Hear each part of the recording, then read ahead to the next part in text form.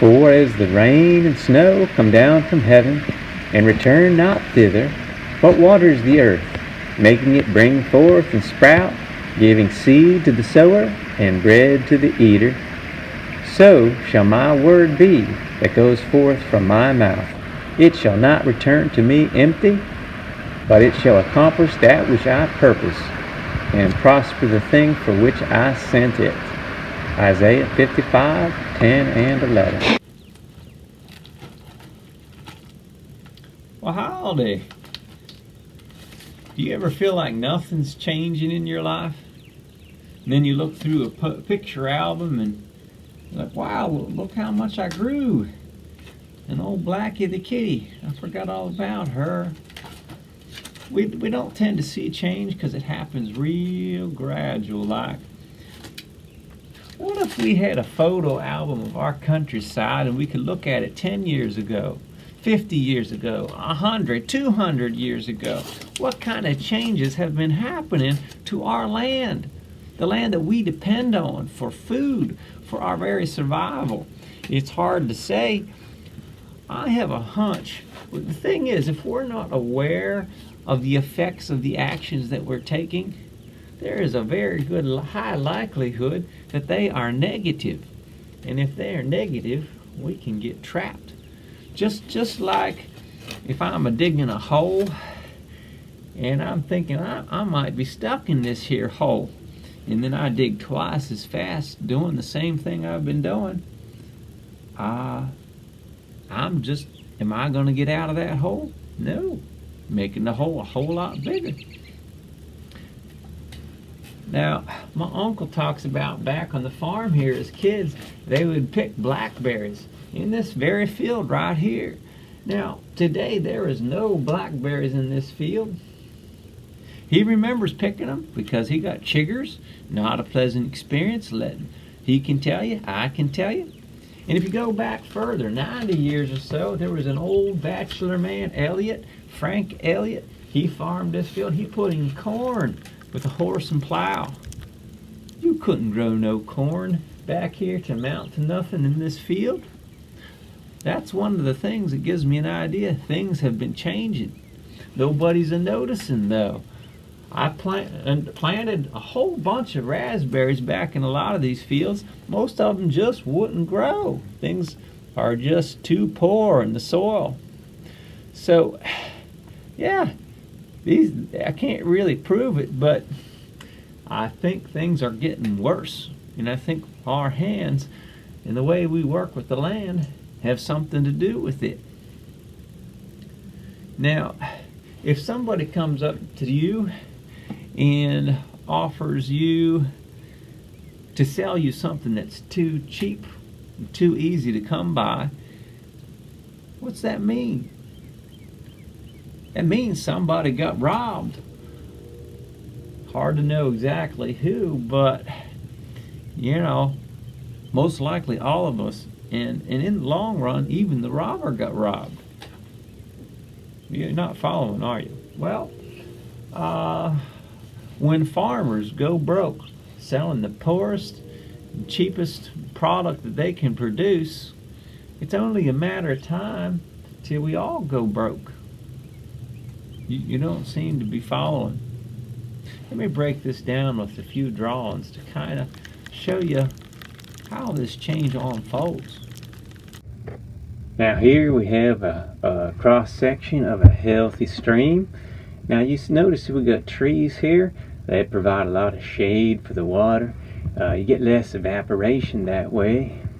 The roots help hold in the soil. And you also notice there'd be a lot of grass.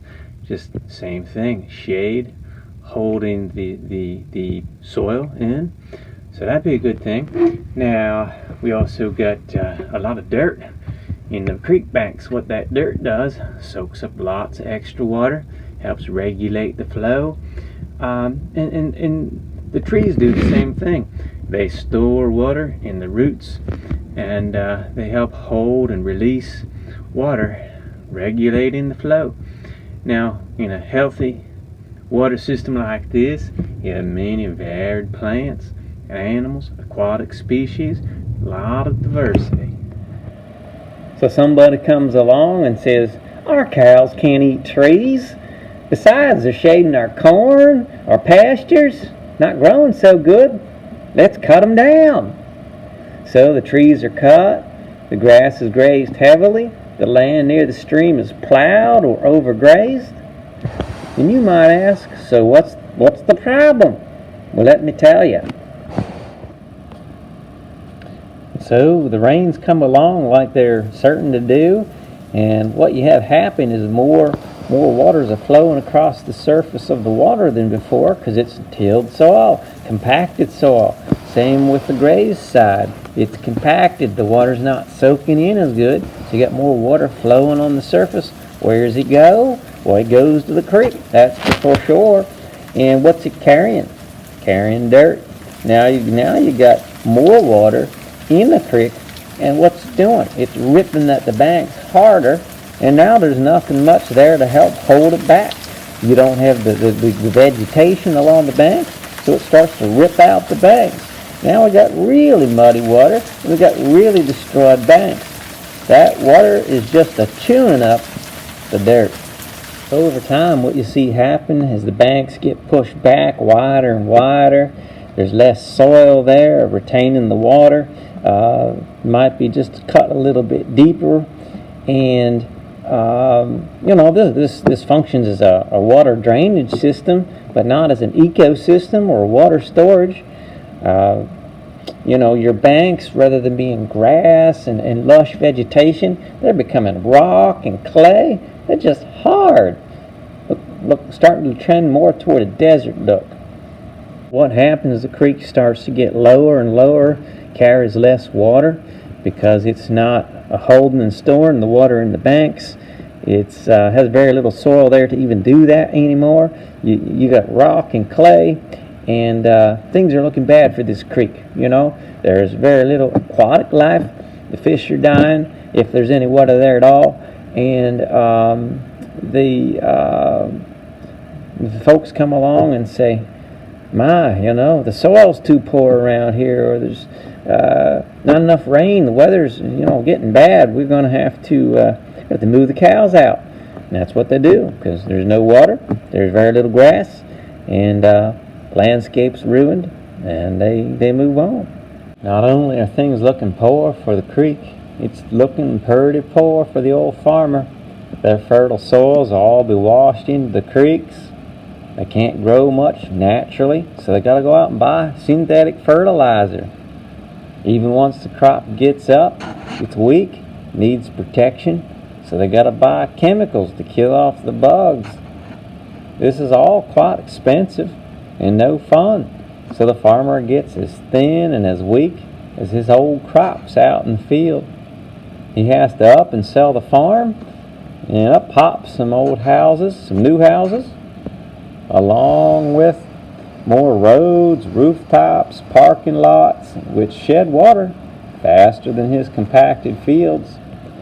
Well, the homeowners weren't worried about the soil. They weren't trying to grow anything, maybe just a little grass. Of course, nobody was really thinking about what was happening underground, because they couldn't see it. A well was drilled for the new house.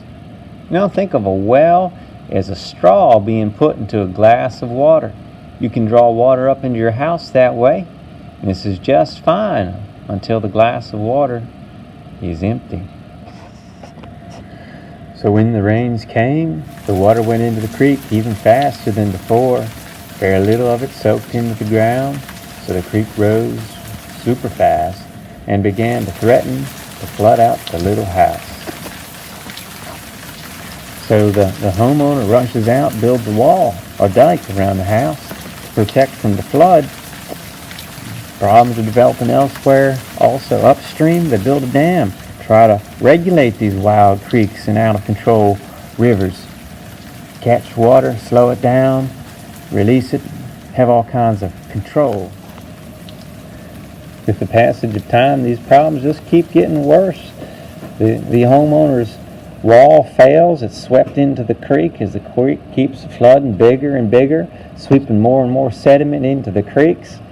Now people go to great lengths to pull out these sediments, dredge them up, dig them up, but of course with the next rain, sediment washes right back into the creek. Now more houses keep being built, which brings new pavement and new wells being drilled. You know, it's like more people drinking out of the same cup, but fewer and fewer adding water back into the cup. The aquifer levels are dropping. Since rain isn't soaking in very well anymore, wells start drying up. New ones have to be drilled deeper than the old ones. Springs are starting to dry up. They feed the streams, so the small streams begin to go dry as well. But who really cares? Besides, the water wasn't safe to drink anymore. You needed to install water filtration systems to even drink the water. So the town adds caustic chemicals to their water like fluoride and chlorine. As the weather and temperatures became more erratic and more extreme, the crops became more dependent on regular rainfall and irrigation. As the problems became widespread, the rainfall became erratic with big and small rain events, droughts, floods, mudslides, dust storms, even forest fires. They all became the norm. But hey, there's talk down in the development. The evening food news, they found the problem. All these big problems come from one little piece, they say, the burning of fossil fuels. They think they'd be changing the climate. The solution? Hey, that'll be expensive carbon taxes for everybody. Meanwhile, all this damming, diking, dredging, drilling, digging, taxing was getting expensive. What led the farmers to go bankrupt? Well, it was beginning to bankrupt the community. What led the farmers to leave the land will lead the city dwellers to flee the crumbling cities. It's more of the same little problem, treating the soil as if it were dirt, cheap, worthless, rather than alive, precious, and something our very lives depend on. Do you remember when I said if something's too cheap or too easy, somebody's been robbed? Now, all these problems we've been talking about caused because people thought that they could get rich by robbing their mother nature, that is. And when mother has no more to give, we're all going to go a-hungering and a-thirsting.